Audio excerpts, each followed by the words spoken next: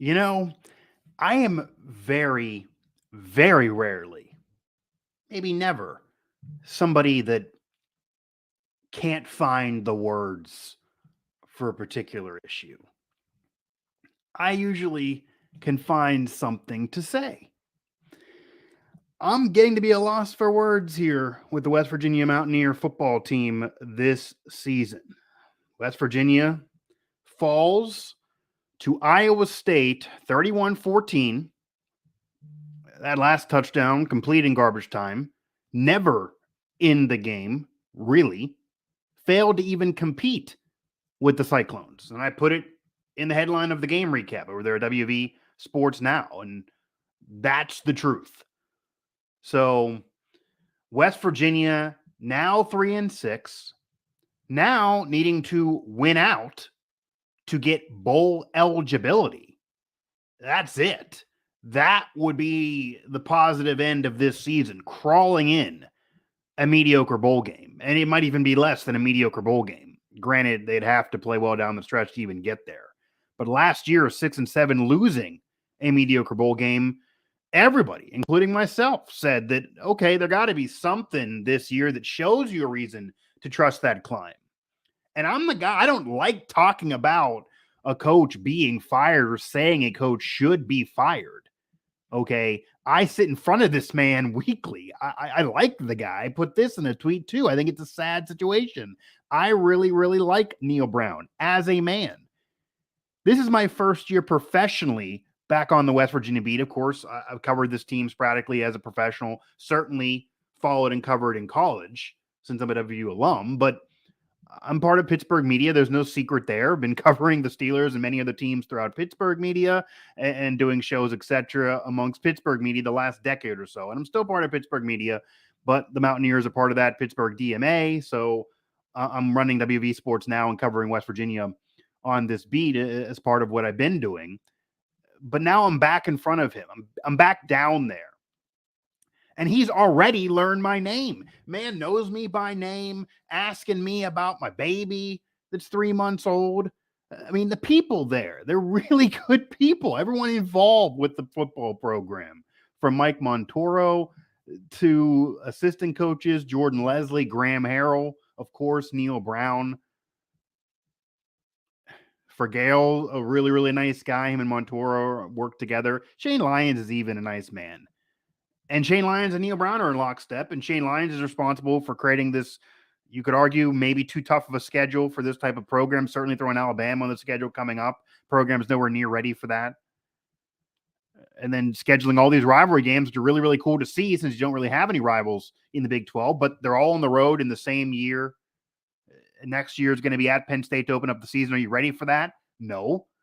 And yeah, Neal Brown did what he had to do this offseason, improve the QB position, or at least you would have thought. And again, I've defended JT Daniels all season. I do think he's a really, really good QB, but he's been getting worse as the season progressed. And he hasn't played this many games in a season in a long, long time. He's been hurt. That's why he can come back next year, actually. And I'd imagine if he wants to come back, he'd be the starter next year. But who knows? And again, I put this out there too on the site that there is a negative end. There is a complication to removing a head coach because you could be losing recruits. You could be having players transfer. Rodney Gallagher, Traylon Ray, who just committed the other day as a 4-star receiver, Jaheim White, he even said that directly to me. They're there because of the coaching staff. And maybe keeping assistants would save them. But again, and I didn't even get to really open the show. I'm just leading in with talking about Neal Brown because this guy, that's what you all want to talk about. That's where the conversation's going to go. But the other end is you could lose those recruits. And if you lose those recruits, lose players currently on the team, Nico transfers, for example. You're even further back than you are now. But right now, this team is nowhere. 3-6, you lose to really the bottom feeder of the conference, even though they were a ranked team last year when you did beat them with what everyone thought was a worse team entering this season. And a lot of you fans, I see you guys in the chat. I'll definitely get to you in a second. People were saying 8+ wins this year, mostly because of JT and Graham Harrell getting together. I didn't think that ever was happening. The defense had too many weaknesses. The defense hasn't been good most of this season. It even took Dante Stills a while to get going, even after a solid backyard brawl. He had a couple off games. Kansas, not a good night for him. He certainly played well overall, and I get he's double teamed. But Charles Woods getting hurt. The defense has had their issues. this year. And they've been banged up. They've been unlucky, etc. West Virginia goes into this game on offense with the top two running backs, C.J. Donaldson as a freshman sensation, Tony Mathis, who has been better than I would have actually thought as the feature back this year, both out. You also lose James Gigetter, Jimetter. So, I mean, God, I mean, Doug Nestor missed last week. The line, the guards, I mean, it's all pulling at the same rope, trying to get the running game to move. And I guess it wasn't horrendous early on in this game. Justin Johnson's a good back. I don't think he's a feature back, though. 3.6 yards prior to this game. That's not a feature back type situation. What can you say? This Texas Tech was the worst game I've seen for the Mountaineers in years and years, and certainly under Neal Brown. Certainly in year 4, you can say that's the worst loss for Neal Brown. At that time, they got mollywopped. They were never in that game. The offense of Texas Tech just ran up and down the field against them. Certainly really bad against Texas too, but they were close against Alabama. You feel like maybe they're at least a good team, even though they had their hiccups this year. And you made that game a little closer down the stretch with the whole CJ thing in the middle. Okay, that's on the road. You give it as a mulligan. Texas Tech was really, really, really horrendous. And Texas Tech is a team that's not that great. They're an average team too. But this is a bad Iowa State team. This is the third time this year they've scored 30 or more points. This is their third best offensive performance. Southeastern Missouri State, Ohio. These are the teams that they have scored more points against. Then the third one is West for freaking Virginia. That's insanity. That's embarrassing to the defense. And the offense does nothing in this game either. The defense has let the offense down more times than the reverse this year. But God, the offense is getting worse as the season goes on. And by the way, if you haven't figured it out, bottom of the video, feel free to tweet me. And I'll go back at you on Twitter about all this, and we'll talk up a storm there on Twitter. Of course, I'm Mike Asti. Head over to WV Sports Now for our game coverage.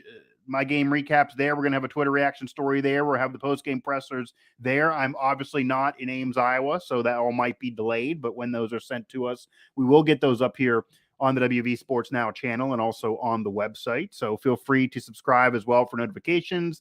And subscribe over there to the website to help us keep the lights on and keep this content coming to you.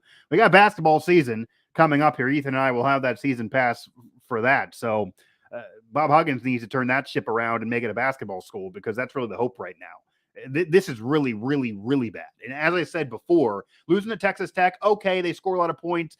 It's not even so much losing. Losing to Texas, losing to Kansas with Jalen Daniels, who's now hurt. So that was the best of Kansas all year, even though it was an upset then. They were better than certainly this West Virginia team this year back then. Losing to Kansas, losing even Pitt at the time. They were ranked. They were defending conference champ, even with a new QB and coordinator. Okay, that was close. You played well against the Panthers. Shouldn't have lost to Kansas, but they're not horrendous. Texas, okay. Texas Tech, even. They score a lot of points. They go for it on fourth down. It's on the road. All right.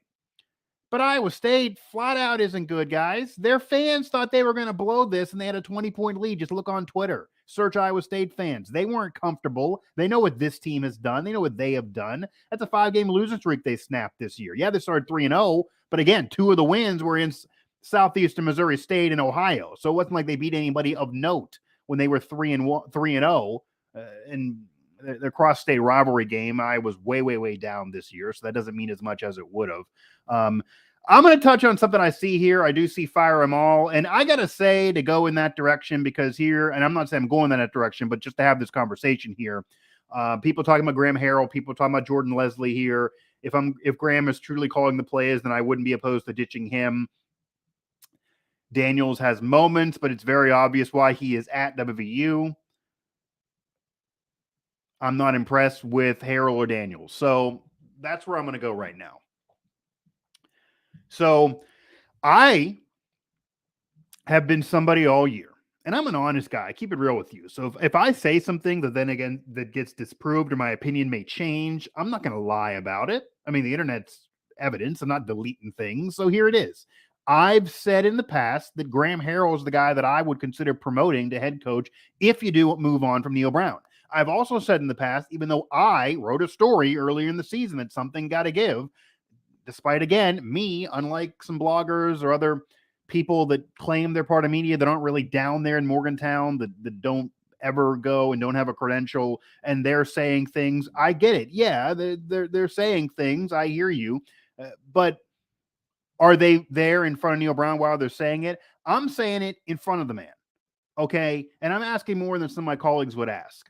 I'm doing it in front of the man. I'm coming down there from as Pittsburgh media. So I entered as kind of an outsider, and I don't know if they were thrilled when a Pittsburgh media guy covers WVU on a beat. It doesn't happen all the time, even though certainly my competitors, Trib, PG, etc., against the Sports Now company here, in terms of Pittsburgh media, they cover the Mountaineers. They have stories in the Mountaineers. They do have coverage, but are they doing it on a beat as much as me in terms of Pittsburgh media? No.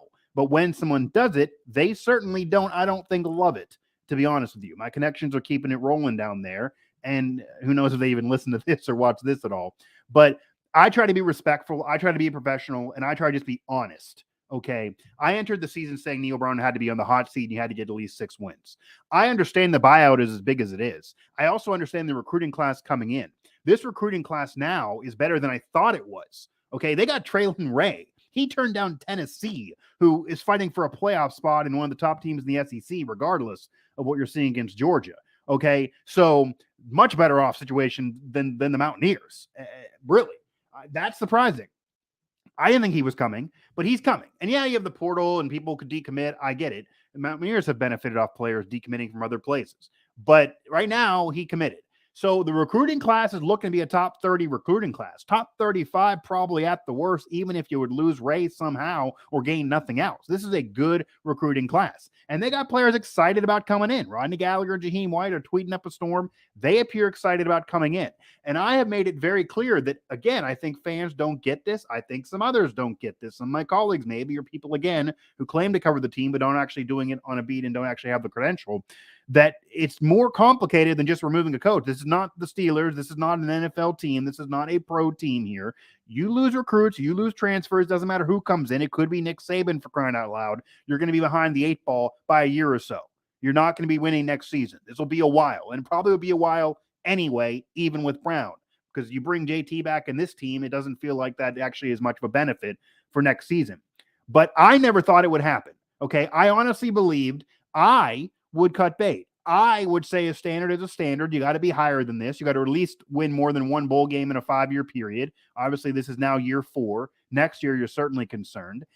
You got to at least make bowl games. I'm not asking for a national title here or a conference title all the time. You do it every now and then, once or twice a decade. And who knows about the 12-team playoff? Maybe you could do it more often then. But this team's light years from then. You got to at least get bowl appearances. That should not be ridiculous. That should be a bar for you. Certainly competing to those. This year feels like far from competing to those. And last year, 6-7, you got in a bowl game. But boy, was that a horrible season to watch in the first place. And basically, this vent session is just, it's just me ranting at this point. I don't know if this is the best broadcast quality here. This isn't a resume tape for me. But nonetheless, I thought they would bring Neal Brown back. I really, really did. I thought the buyout and the recruiting class and those kids saying they're there for the coaching staff, they're not lifelong Mountaineer fans, guys. I thought that would help Neal Brown. That would sell them in terms of the administration. Shane Lyons and him are really, really close on bringing him back next year. And next year would be a hot seat that maybe I would have had this year be a hot seat. I would have cut bait, but I thought they really would bring him back to school. You go to this loss, as bad as they're losing, I do think the university is embarrassed by this as well. I do think the university thought more of this season. They also like Neal Brown. I think everybody likes the man. Fans, media, university, former players, former coaches. When he was hired, all loved him. Of course, you're seeing tweets, and I'm getting DMs privately, former players, etc., off the ship. They're done with Neal Brown. He's a nice guy, but they don't want him to coach anymore. I get leaving when you're bad in year 4. But all these people were sold on Neal Brown, despite being a group of 5 coach prior. Okay, so let's not forget all of that. And I do think everybody likes him as a man right now. But if this keeps unraveling, they don't win any more games, it becomes one of the worst seasons in the last 40 years. Looking at 1979, really, for it being this bad. That's the last time they started 0-2. Then, yeah, I then think they actually would make the call. I never thought that until now, but this Iowa State game, not even to compete with the Cyclones, as bad as they are this year, now they both have one conference win and they have a game in hand over you. It's just ridiculous at this point. And the schedule does not get easier down the stretch. Oklahoma is vulnerable. They're not as good as they've been in 20 years. This is the worst Sooners team in 20 years, but they're still way better than West Virginia. Kansas State as well. Oklahoma State, certainly. I mean, these teams are better than WVU. Even if you want to pick holes with them as national contenders, sure. But they're way better than West Virginia. Again, sitting at 3-6 after this just beat down at the hands of Iowa State. So now I think unless they really turn it on, this decision would be made and he will be gone. I was surprised, though, that it got this bad, even as bad as it was at different times. And I thought they always would bring him back because of the buyout in the recruiting class. It now brings up a concern of those recruits. I wonder what they're thinking. I wonder what would go on if that would be done. And I'll leave other shows, by the way. I'm not going to get into here of who I think should be hired and all of that. But just to revert back to what I was saying here in the opening rant, I initially thought, okay, you promote Graham Harrell. He's a young offensive guru. He's had success everywhere. He's called part of the air raid system tree, but he also runs a very balanced offense with the running game as well. He is very friendly as well. Everyone's going to like him too. It's the system now. It's the trend now to hire the young offensive-minded coach. Graham Harrell, 37 years old. We've seen this from college to the pros with Sean McVay, Cliff Kingsbury, etc. That it happened with Dana Holgorsen a decade ago at West Virginia. The young offensive guru coach in his 30s can get a head coaching job without head coaching experience. And that would save the recruits. That maybe would save Nico, save Rodney Gallagher, Jaheim White, Traylon Ray, Sean Boyle, etc. Because if they're there for the coaching staff, they got the guy that probably recruited them a lot more than others since he's the offensive coordinator. And at really most points this year, the offense performed enough to win some more games. The offense should have certainly got a win against Kansas. The offense did enough in that game for sure, maybe even against Pitt. So I thought the defense was letting down the offense. You promote Graham Harrell, it saves the future. It doesn't allow you to go back 4 years. You kind of can stabilize and then build up from there. Give him a shot, because otherwise you could lose him to another school, maybe wanting to pluck Graham Harrell. But now, Graham Harrell's probably lucky to stay as an offensive coordinator. He's probably lucky to be an offensive coordinator at the major Power 5 level of West Virginia or higher. I can't see a scenario that a major university like an Alabama or something crazy wants to pluck Graham Harrell, see what he can do there, and then have him on a trajectory of being a head coach in the future or something, someday. I can't see that. I can't see that happening. Like what was done for Lane Kiffin to save his career, or Bill O'Brien to save their career. I can't see that happening with Lane Kiffin, with Graham Harrell, based on what's going on, unless again they turn it on down the stretch. And Jordan Lesley's defense, they've been megged up, they've been inconsistent. It's been a roller coaster ride defensively all year. The defense was good the last few years. The offense let them down. They couldn't put points on the board. Now both the offense and defense aren't good in this Iowa State game, certainly against Texas Tech too. But for the most part, the defense is worse than the offense this year. And Lord, yeah, again, I hear you. Mr. Nice Guy Neal Brown, recruiting guru, but can't win. I agree. Eventually, it's a results-based business. He's a very, very nice guy. It's a results-based business. A well under 500 coach now at West Virginia, 4 years in. You're losing to bottom feeders in the conference in given years. You're lacking really big wins. The Tech win last year when they were 15th. They lost 5 games after that. They weren't really good. Tech is not good at all this season. They're flat out bad, worse than you even, which that taints that victory. The Baylor win was big. They just were ranked before, and they might get ranked again. But again, what does it mean when you just go ahead and lose after that and kind of ruin that? That's the last win now. That's a big stain. So the Kansas State years ago, but we're in year 4, year 1 and 2 doesn't matter right now. If your program's going in the tubes, a Liberty Bowl win, and then you 6 and 7, and then this, you got a mulligan in year 1 or year 0, whatever the program wanted to call it.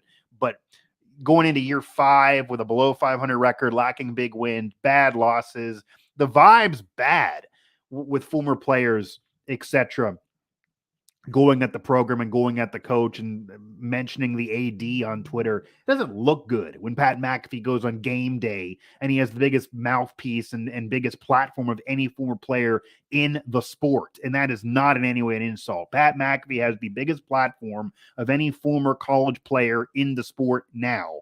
Kudos to Pat.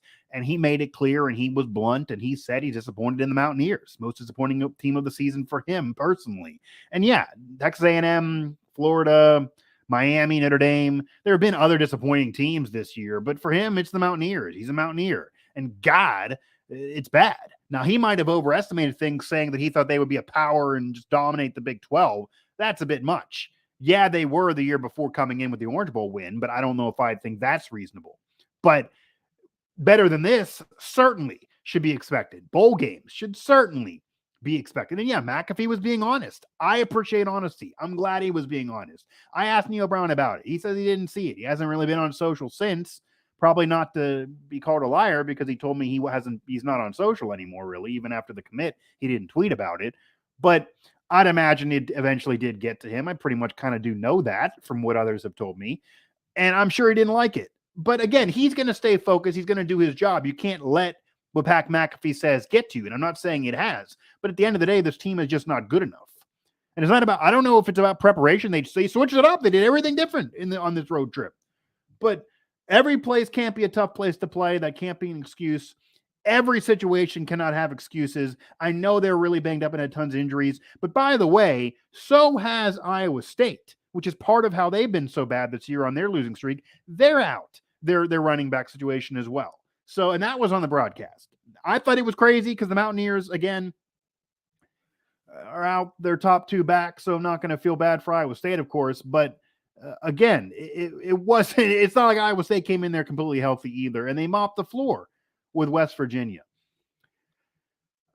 I'm not going to tell a coach maybe he should start reading social media and stop living in a bubble there, James. I'm going to put you this way. No, I don't agree with that. I don't think if you're a head coach of a major program, or really anything at all that's in the public eye, I don't think you should just get obsessed with what people are saying. You shouldn't care really what I have to say.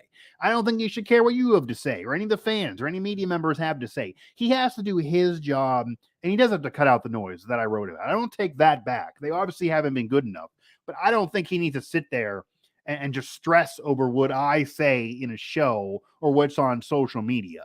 That isn't going to be good for anybody. So maybe they are worrying about it more than they let on, but I don't think he needs to get wrapped up in Twitter. I just think they somehow need to get wrapped up in being better on the football field, because that's right now not happening. See if there's anything I missed here. And all this, of course, is about Neal Brown, is about the coaching staff. Again, I always thought Neal Brown would find himself back next year, even if they missed a bowl game this year. The buyout would be so big. 16.7 is so much for a program like West Virginia. Even if you have those boosters who are going to pay it, then that hurts you for what you're getting on your next coach. I mean, how much are you going to spend, your university and boosters combined, on getting rid of a coach and hiring a new one? That's insanity. I mean, that contract's bad. But I thought because of the hefty buyout and the recruiting class, and if they could just even hold water, even 5 wins, that he would at least sell himself on coming back next year. This was a tough schedule this season, and you do have ranked teams in the Big 12, even though this isn't the Big 10 or the SEC. And all the injuries, go at it next year.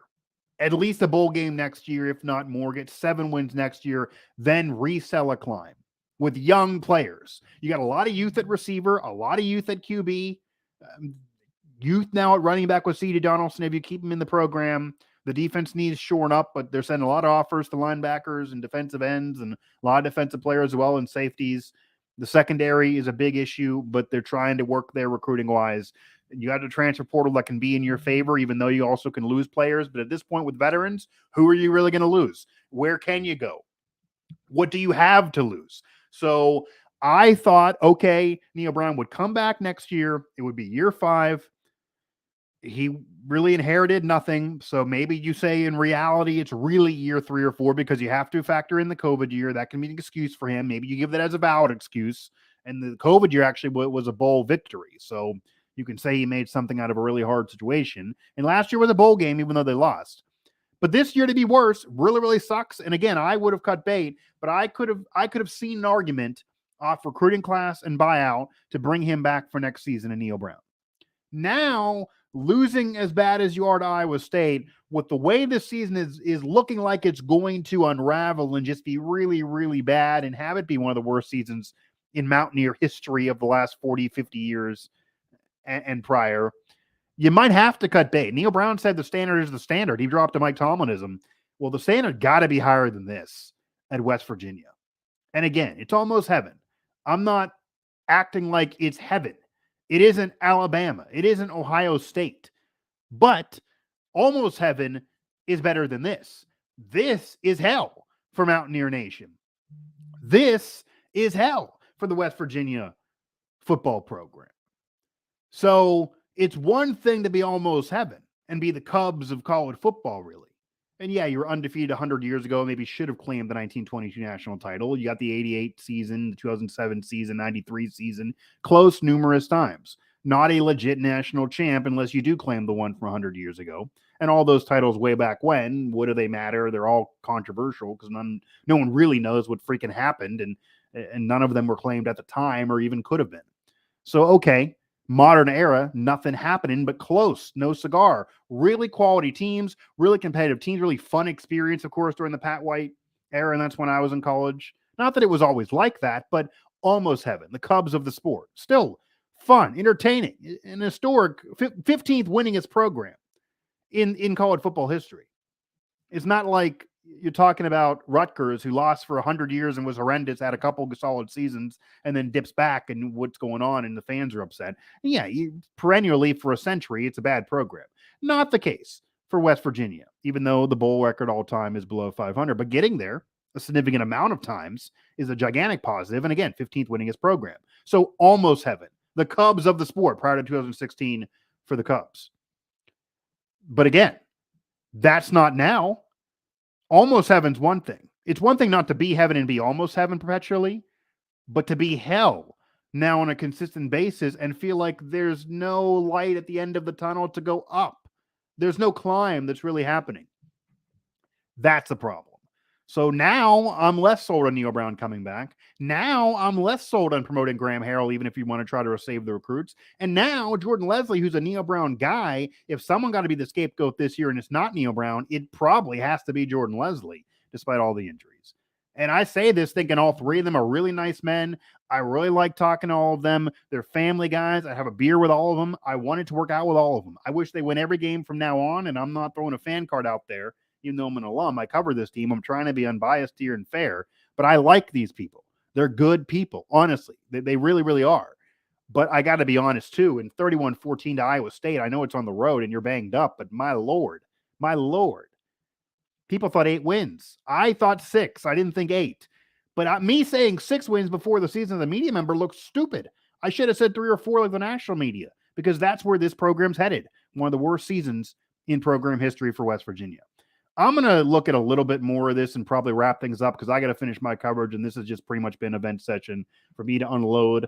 I'm glad all of you here are in the chat as well, and I did touch on some of your action in the chat. But again, this isn't exactly broadcast quality A+. I just wanted to do something for you fans here, especially while home covering during a pretty far distance road game, which is life in the Big 12. And that's an issue too, overall recruiting wise. But again, it hasn't hurt them recruiting. This is a good recruiting class coming in for 2023. And the program's not winning. That's what's crazy. But you got to set a standard, and this is now year 4 again. Daggy was a Neal Brown guy. I do think he left Daggy in too long. I do think he gave a lot of rope to Daggy. I do think it was a personal relationship that kept Daggy around. We see what's going on with Daggy now in his career, and he's floundering, and he barely can get on. You know, he was continuously having to transfer. Western Kentucky, now Troy. Got a comeback win earlier this season, but, I mean, it's not like what he had at West Virginia. I get it. But that's what's so frustrating, I'd imagine, for the fans, too, and even me covering. They upgraded QB, and JT has struggled the last couple games. He's had really bad games against Iowa State here, this one, and then against Texas Tech. Even Texas, not great, but an upgrade over Daggy. He finds more than the first read. He finds the third read. He's a really smart quarterback. He can probably coach this team. I do think he's an upgrade over Daggy. But you lose half the line. You lose your top running backs. Your receivers drop passes like they were earlier in the season, even though they were solid in this game. It's just unraveled, and it's been bad for everybody. But you upgraded QB. You bring in a better offensive coordinator. You give up the hand. You give up the keys. You hand him over to somebody else as the O coordinator. Neal Brown's an offensive guy. Gives it to Graham Harrell, says it's your show. He put up numbers and points at North Texas and at USC and had a relationship with JT Daniels. And it was pretty good earlier in the season. I mean, you look at the offense. I put up an article about the offense being elite about a month and a half ago that's continuously put up there and made fun of. And yeah, obviously, this offense is not elite now. That looks ridiculous. But at that time, they were top 10 in the country in terms, I believe they were 10th in terms of offenses that would move the ball and churn yards, in terms of analytic percentages of getting beyond the 50-yard line 51% of the time. It put them in the top 10 in terms of analytic of offense. So they weren't getting as many points as some of the others, but they were still scoring a decent amount. And JT Daniels at that time was taking care of the football, playing relatively clean. Hadn't really, outside of the picks at the end of the Pitt and Kansas games that, they did hurt him there, but it wasn't as bad as what we've now seen. There weren't these bad games. And now, obviously, it's not an elite offense, not scoring enough points, it's not doing enough. It got in the red zone once against Iowa State. And Iowa State's a good defense, but come on, again, you can't just keep getting beat down to everybody and saying they're good or it's a tough place to play. Those excuses got to go. We at least beat Baylor. Yeah, again, I mean, that's probably the best win Neal Brown's had outside of the bowl win. Because at that time, that showed the team was still playing hard for him. At that time, it made up for how bad it was the week earlier. At that time, it gave some hope for the rest of this season. At that time, it regrouped from losing a night game earlier in the season to get a night game for the fans at Neyland Pushkar Stadium in Morgantown, as much as they love that. And at that time, the way they won it, with the defense coming up big, creating those turnovers, and the offense hanging points with a great offense in Baylor, who's the defending conference champ, at that time, it was a very, very big win. And Baylor might get ranked again. They played okay since. The Mountaineers, though, since then have looked awful, and they've made that win not look that great in retrospect. And they played well against TCU, but TCU's undefeated top 10 team. They still beat you.